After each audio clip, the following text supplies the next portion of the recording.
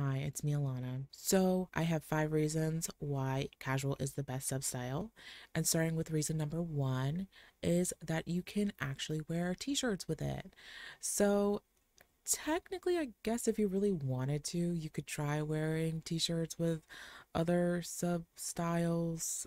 I could see kind of maybe working for like a more specifically sweet style or maybe even gothic. I think classic would be difficult, but with casual, I think that t-shirts fit right in with it.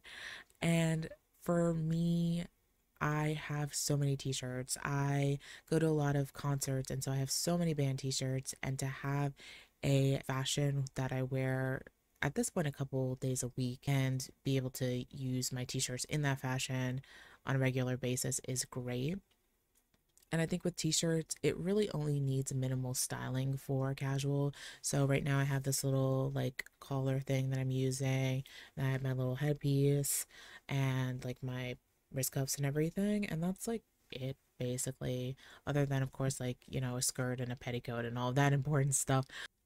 And then reason number two, I believe that casual Lolita is really accessible for plus size Lolitas.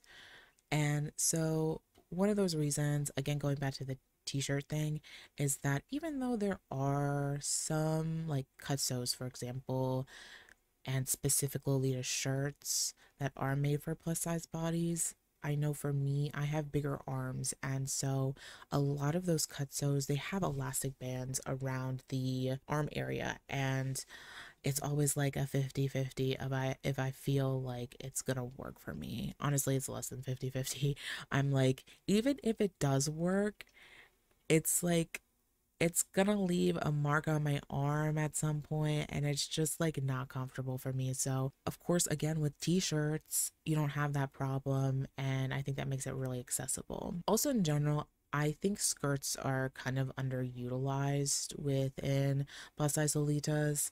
I don't think a lot of people talk about them a lot, but a full like elastic band skirt is so great. I love them so much, and I think they are a lot more plus size friendly than a lot of JSKs and things like that. I like it, obviously like a full sharing JSK works, but it's a lot easier in my opinion that you can find a full elastic band of a skirt that works that is like specifically Lolita, which leads me into my next point, which is number three.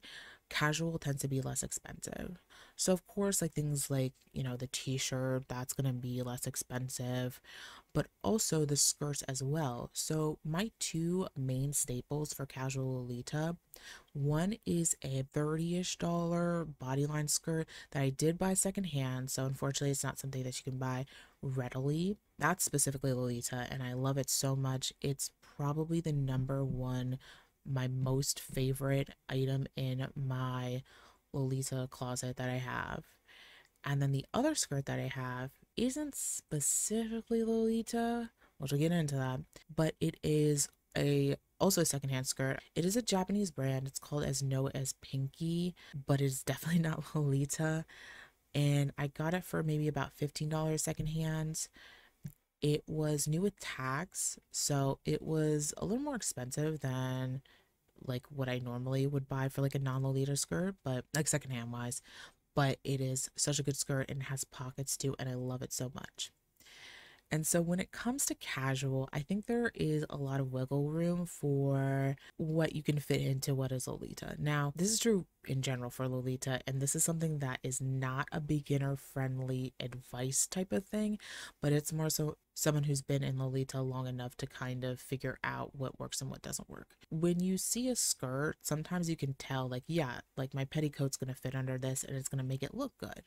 And so that's what happened specifically with this As Noah's Pinky skirt, and I love it so much. But again, try to stick with Lolita brands like Bodyline or like Taobao when you're trying to find your skirts. The fourth thing that I love so much about casual Lolita is that it is easier to wear in public versus other substyles of Lolita. So, like I was saying, I wear Lolita at least a couple times a week now.